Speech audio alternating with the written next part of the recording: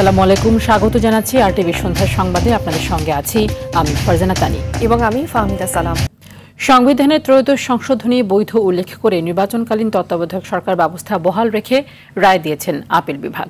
সকালে প্রধান বিচারপতি ডক্টর সৈয়দ রিফাত আহমেদের নেতৃত্বে 7 বিচারপতির পূর্ণাঙ্গ বেঞ্চ এই রায় দেন। চতুর্দশ সংসদ নির্বাচন থেকে এই ব্যবস্থা কার্যকর হবে বলে রায়ে উল্লেখ করা হয়। এই রায়ের মধ্য দিয়ে দেশ গণতন্ত্রের পথে উঠল বলে মন্তব্য অ্যাটর্নি জেনারেলের। জিএম মাহমুদের রিপোর্টে বিস্তারিত। চরম রাজনৈতিক অস্থিরতার মধ্যে 1996 সালে ত্রয়োদশ সংশোধনীর মাধ্যমে সংবিধানে নির্বাচনকালীন নির্দলীয় তত্ত্বাবধায়ক সরকার ব্যবস্থা অন্তর্ভুক্ত হয়। এরপর পরপর 3টি জাতীয় নির্বাচন এই ব্যবস্থায় হলেও 2011 সালে তা বাতিল করে সর্বোচ্চ আদালত। এর ফলে বিগত 3টি নির্বাচন দলীয় সরকারের অধীনে করে আওয়ামী লীগ। প্রতিটি নির্বাচনেই মানুষের ভোটাধিকার হরণ করে ক্ষমতা আঁকড়ে রাখে ক্ষমতাসীনরা। 24-এর গণঅভ্যুত্থানে স্বৈরাচার হাসিনা সরকারের পতনের পর তত্ত্বাবধায়ক সরকার ব্যবস্থা বাতিলের রায় পুনর্বিবেচনা চেয়ে আপিল করে বিএনপির মহাসচিব মির্জা ফখরুল ইসলাম আলমগীর, জামায়াতের সেক্রেটারি জেনারেল মিয়া গোলাম পরোয়ার ও সুজন সম্পাদক বদিউল আলম মজুমদার সহ 8 জন বিশিষ্ট ব্যক্তি। প্রধান বিচারপতি ডক্টর সৈয়দ রিফাত আহমেদের নেতৃত্বাধীন 7 বিচারপতির পূর্ণাঙ্গ বেঞ্চে আপিলের রায়ে বাতিল হওয়া তত্ত্বাবধায়ক সরকার ব্যবস্থা আবারও প্রবর্তন করা হয়। রায়কে দেশের বিচারিক ব্যবস্থার জন্য একটি মাইলফলক বলে মন্তব্য করেন বিএনপির আইনজীবী জয়নুল আবেদিন। আমরা মনে করি এই জাজমেন্টটি এই দেশের জন্য একটা মাইলফলক এবং আজকে যে বিচার বিভাগ স্বাধীনভাবে দায়িত্ব পালন করতে পেরেছে তা হচ্ছে শেখ হাসিনা পালিয়ে যাওয়ার ফলে। জামায়াতের আইনজীবী বলেন, এখন উচিত সবাই মিলে একটি অবাধ, সুষ্ঠু ও নিরপেক্ষ নির্বাচন ব্যবস্থা শক্তিশালী করা। এই রায় ঘোষণার ভিত্তিতে 13 অ্যামেন্ডমেন্ট বা তত্ত্বাবধায়ক সরকার ব্যবস্থা পুনরুজ্জীবিত হলো।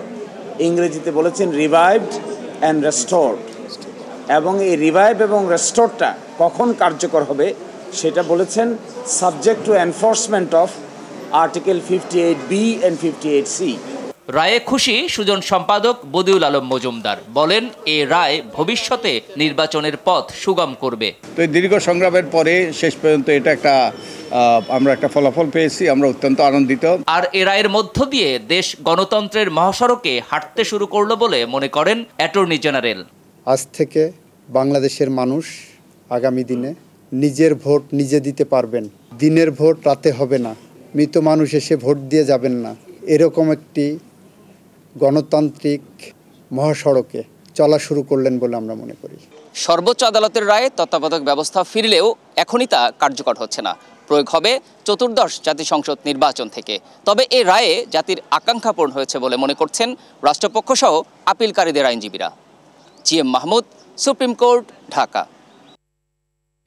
তত্ত্বাবধায়ক সরকার ব্যবস্থা পুনর্বহালকে স্বাগত জানিয়েছে বিএনপি। দলটির নেতারা বলছেন, এই রায়ে নতুন দিগন্তের সূচনা করবে, সেই সঙ্গে ফ্যাসিস্ট তৈরির পথ রুদ্ধ হবে।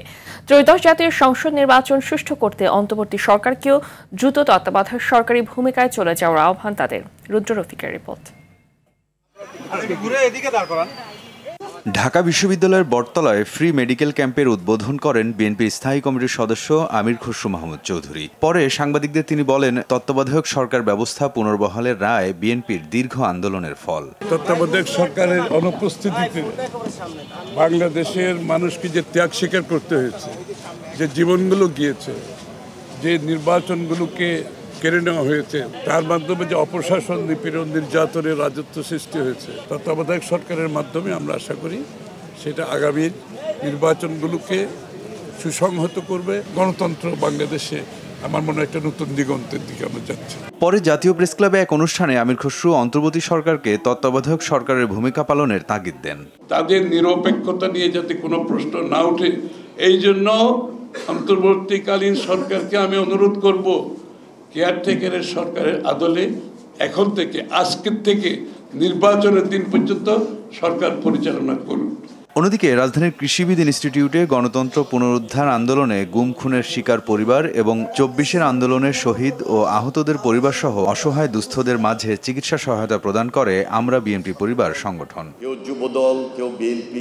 এ সময় বিএনপির সিনিয়র যুগ্ম মহাসচিব রুহুল কবির রিজভী বলেন, তত্ত্বাবধায়ক সরকার ব্যবস্থা ফিরে আসায় ন্যায় ও গণতন্ত্রের পথে বড় ধরনের অগ্রগতি এসেছে। গণতন্ত্রের পথ চলার জন্য বাংলাদেশে কেউ যাতে আবার নতুন করে ফ্যাসিস্ট হয়ে না উঠতে পারে, তার জন্য আমি মনে করি আজকের এই রায়টি অত্যন্ত ইতিবাচক।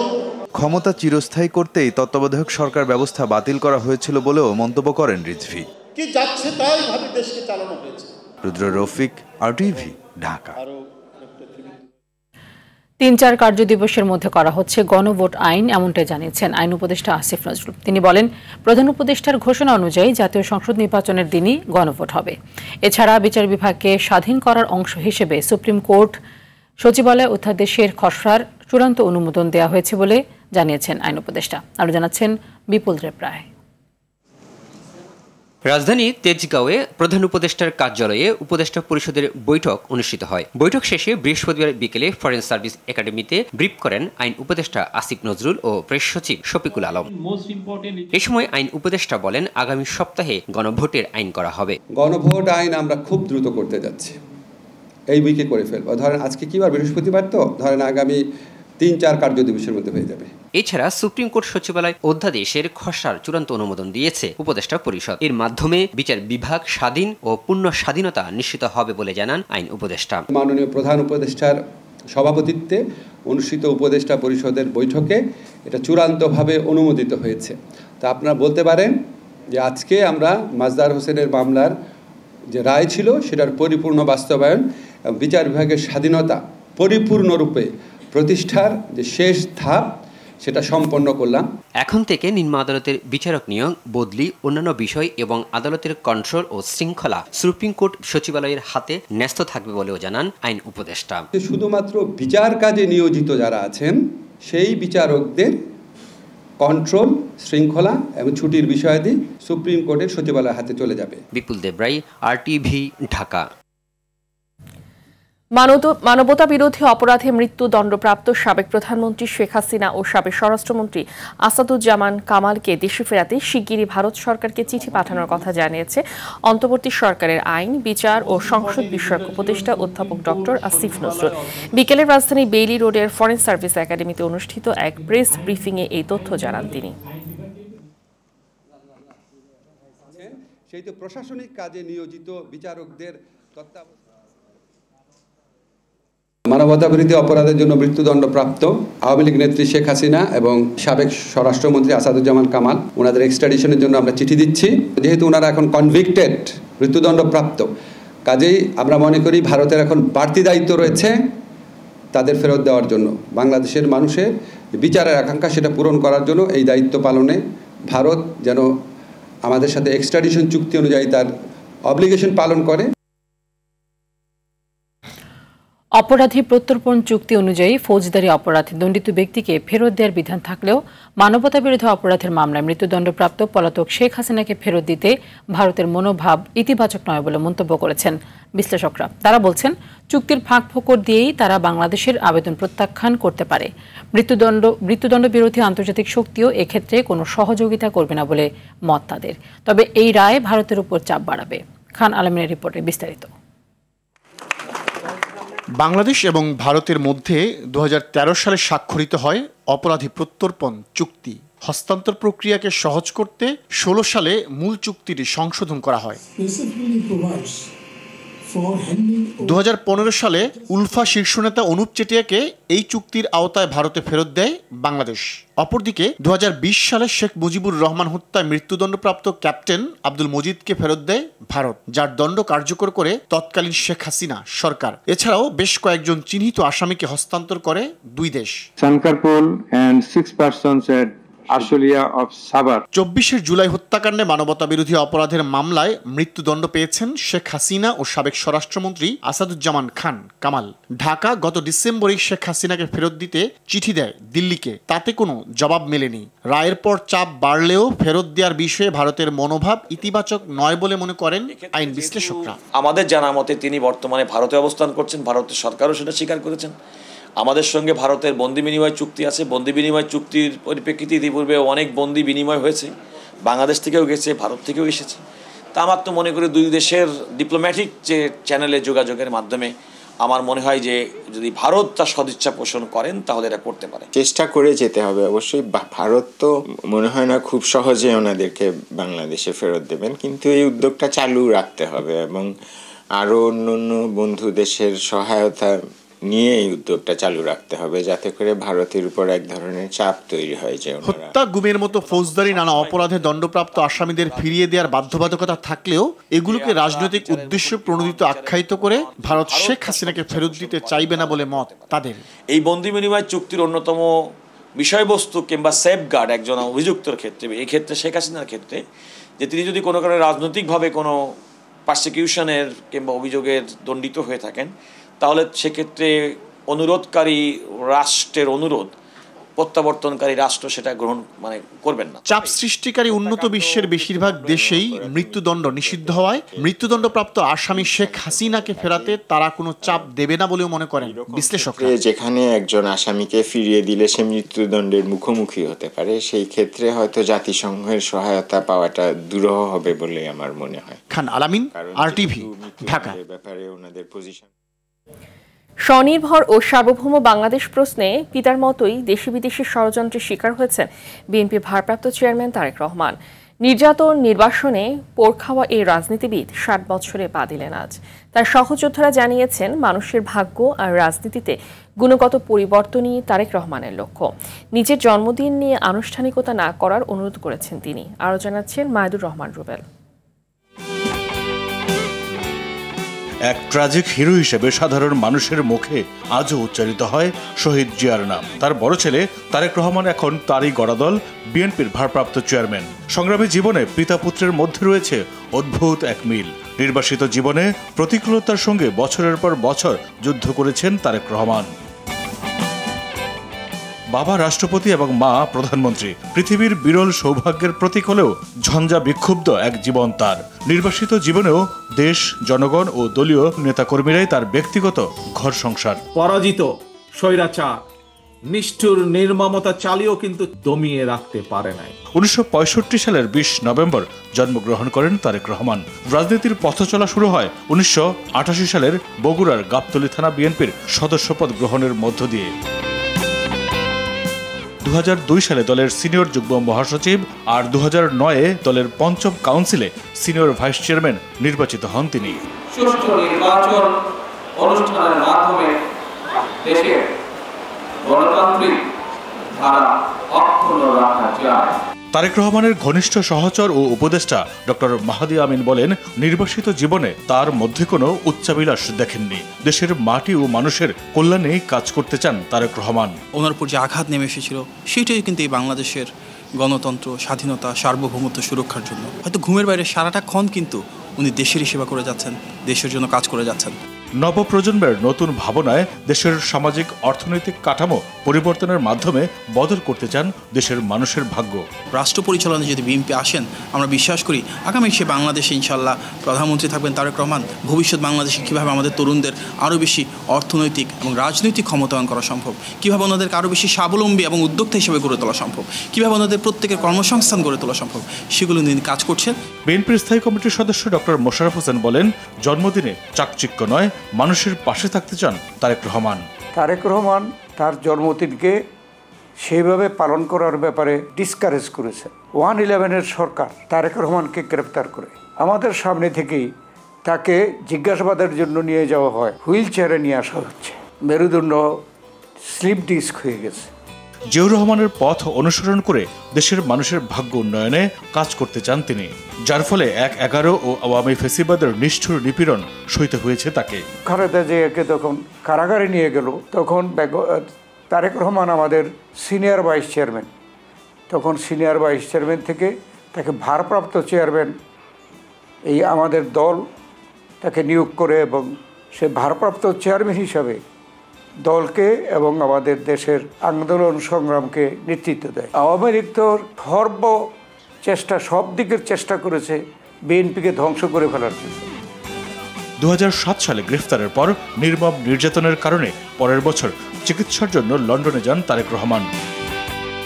তার দেশে ফেরার অপেক্ষায় এখন উন্মুখ হয়ে আছে দলের লাখ লাখ নেতাকর্মী এবং সাধারণ জনগণ। মাইদুর রহমান রুবেল, RTV, ঢাকা। 3 দিনের সফরে শনিবার ঢাকায় আসছেন ভুটানের প্রধানমন্ত্রী শেরিং টোবগে। সফরের প্রথম দিন শনিবার প্রধান উপদেষ্টা ও পররাষ্ট্র উপদেষ্টাদের সঙ্গে আনুষ্ঠানিক দ্বিপক্ষীয় বৈঠকে মিলিত হবেন। বৃহস্পতিবার পররাষ্ট্র মন্ত্রণালয় সাংবাদিকদের ব্রিফিংয়ে এসব কথা জানান পররাষ্ট্র সচিব আসাদ আলম সিয়াম। প্রতিনিধি পর্যায়ে দ্বিপক্ষীয় বৈঠকে বাণিজ্য, বিনিয়োগ, যোগাযোগ, শিক্ষা, পর্যটন, সাংস্কৃতিক ও ক্রীড়াসহ বিভিন্ন ক্ষেত্রে সহযোগিতার বিষয়ে আলোচনার কথা জানান পররাষ্ট্র সচিব। সফরকালে দুদেশের মধ্যে 3টি চুক্তি ও সমঝোতা স্মারক সই হবার কথাও রয়েছে। সফর শেষে আগামী সোমবার ঢাকা ত্যাগ করবেন ভুটান প্রধানমন্ত্রী।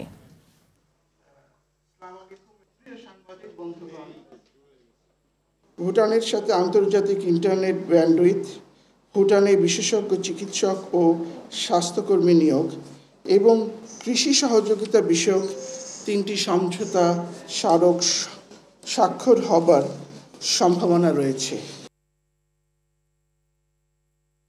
পুলিশের মনোবল ভাঙার চেষ্টা করলে আইনানুগ ব্যবস্থা নেওয়া হবে বলে মন্তব্য করেন ডিএমপি কমিশনার শেখ মোহাম্মদ সাজ্জাদ আলী। বলেন, ককটেল হামলাকারীদের বিরুদ্ধে গুলির নির্দেশ তার নয়, এটি পুলিশ আইনে উল্লেখিত বিধান।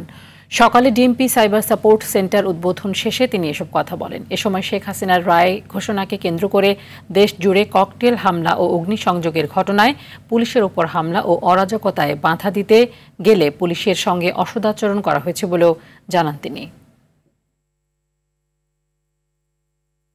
আমার অফিসারদের মনোবল যদি ভেঙে যায় তাহলে আপনাদেরকে আবার এই নিজেদেরকে বাঁশের লাঠি নিয়ে বৃদ্ধ লোককেও রাস্তায় নেমে তার বাড়িঘর পাহারা দিতে হবে। ঢাকাবাসীর যান মালের হেফাজত করার গুরুত্বপূর্ণ দায়িত্ব ঢাকা মেট্রোপলিটন পুলিশের উপরে। আমরা আইন প্রয়োগ করব। এবার অবৈধ সম্পদ অর্জনের অভিযোগে টিউলিপ সিদ্দিকীর পিতা অধ্যাপক শফিক আহমেদের বিরুদ্ধে মামলা করেছে দুর্নীতি দমন কমিশন। সংস্থাটির মহাপরিচালক জানান, অনুসন্ধানকালে শফিক আহমেদের বিরুদ্ধে 8,65,00,000 টাকার অবৈধ সম্পদ অর্জনের প্রমাণ পায় সংস্থাটি। এদিকে ডায়মন্ড ওয়ার্ল্ডের ব্যবস্থাপনা পরিচালক দিলীপ কুমার আগারওয়ালের বিরুদ্ধে 112 কোটি টাকার অবৈধ সম্পদ ও 755 কোটি টাকার সন্দেহজনক লেনদেন দুদকের করা মামলার তদন্তের ক্ষেত্রে একাধিক দফতরে চিঠি দিয়েছে সংস্থাটি এবং আগামী 26 তারিখ ক্রিকেটার সাকিব আল হাসানকে দুর্নীতি দমন কমিশনের প্রধান কার্যালয়ে তলব করেছেন তদন্তকারী কর্মকর্তা। শেয়ারবাজার থেকে কারসাজির মাধ্যমে প্রায় 257 কোটি টাকা আত্মসাতের মামলায় তলব করা হয় সাকিব আল হাসানকে।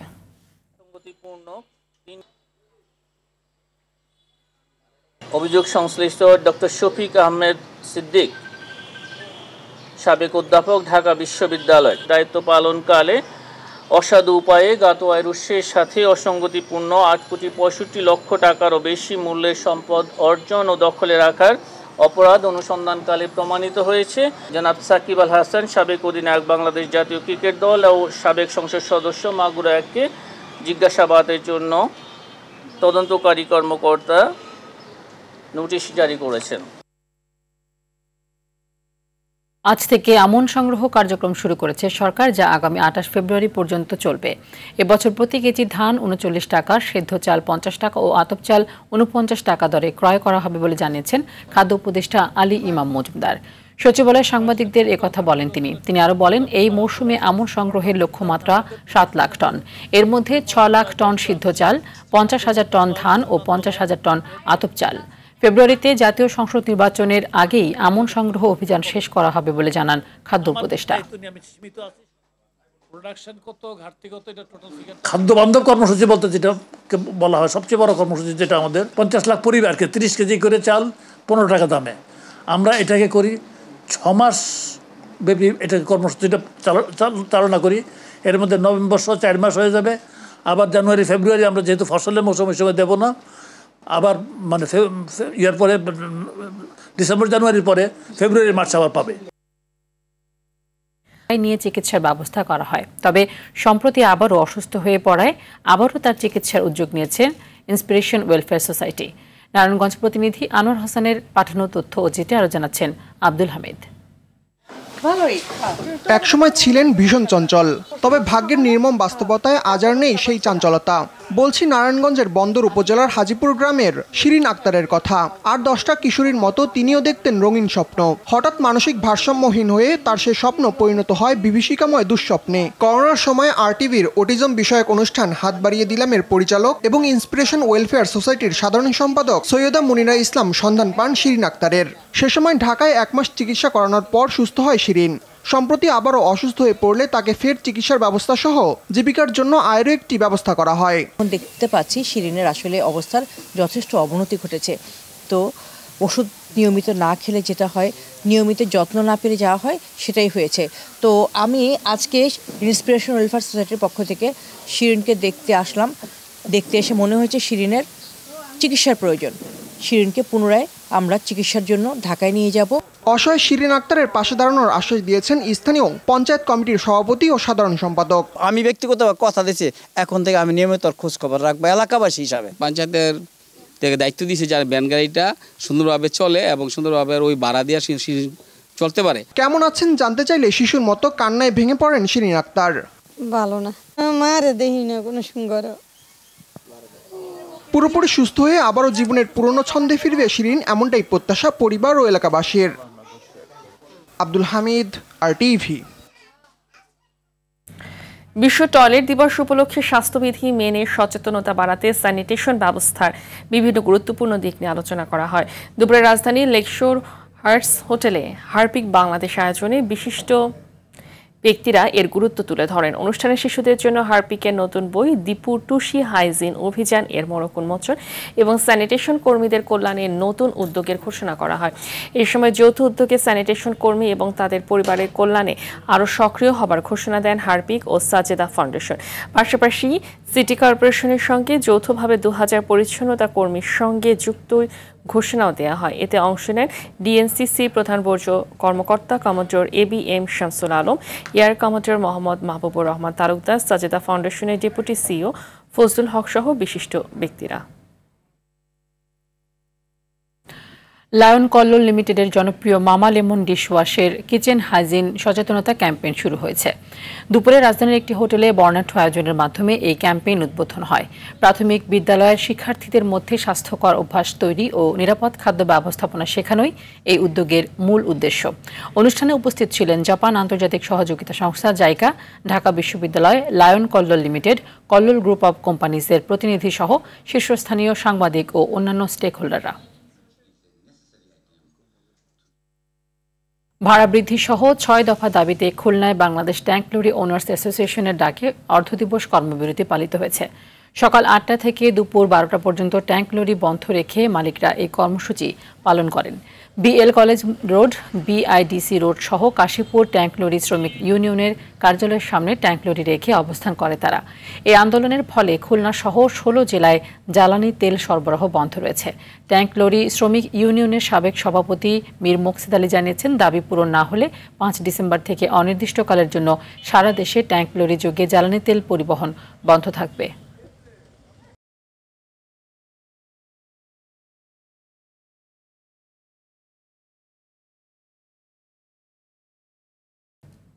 খেলার খবর। নেপালের বিপক্ষে প্রীতি ম্যাচে ড্র ও ভারতের বিপক্ষে দারুণ জয়ে ফিফা র্যাঙ্কিংয়ে 3 ধাপে গিয়েছে বাংলাদেশ। শীর্ষস্থান আগের মতোই আছে স্পেন। পুরুষ ফুটবলের আন্তর্জাতিক বিরতি শেষে 24 ঘন্টার মধ্যে চলতি বছরের শেষে র্যাঙ্কিং প্রকাশ করেছে ফিফা। এবারে ফিফা উইন্ডোয় 2টি ম্যাচ খেলছে বাংলাদেশ দল। গত বৃহস্পতিবার নেপালের বিপক্ষে প্রীতি ম্যাচে 2-2 ড্রয়ের পর মঙ্গলবার এশিয়ান কাপ বাছাইয়ে তৃতীয় রাউন্ডে ভারতকে 1-0 গোলে হারিয়েছে তারা। 3 ধাপে গিয়ে বাংলাদেশের অবস্থান 180তম। এশিয়া কাপ রাইজিং স্টার চ্যাম্পিয়নশিপের সেমিফাইনালে আগামীকাল ভারত এ দলের মুখোমুখি হবে বাংলাদেশ এ দল। কাতারের West End Park International Cricket স্টেডিয়ামে ম্যাচটি শুরু হবে বেলা 3:30টায়। এবারের আসরে নিজেদের প্রথম ম্যাচে ওপেনার হাবিবুর রহমান সোহানের রেকর্ড সেঞ্চুরিতে হংকংকে 8 উইকেটের বিশাল ব্যবধানে হারিয়ে শুভ সূচনা করে টাইগার যুবারা। এরপর দ্বিতীয় ম্যাচে আফগানিস্তানকে একই ব্যবধানে হারিয়ে সেমিফাইনালে 1 পা দিয়েই রাখে বাংলাদেশ। তবে প্রথম 2 ম্যাচে জয় পেলেও গ্রুপ পর্বের শেষ ম্যাচে শ্রীলঙ্কার কাছে হেরে যায় বাংলাদেশ। লঙ্কানদের কাছে হারলেও নেট রান রেটে এগিয়ে থাকায় গ্রুপ সেরা হয়েই সেমিফাইনাল নিশ্চিত করেছে বাংলাদেশ। অন্যদিকে একই দিন দ্বিতীয় সেমিফাইনালে শ্রীলঙ্কা খেলবে পাকিস্তানের বিপক্ষে। সন্ধ্যার সংবাদ এই পর্যন্তই। রাতের সংবাদ 11:15টায় দেখার আমন্ত্রণ রইল। ধন্যবাদ সবাইকে। ধন্যবাদ।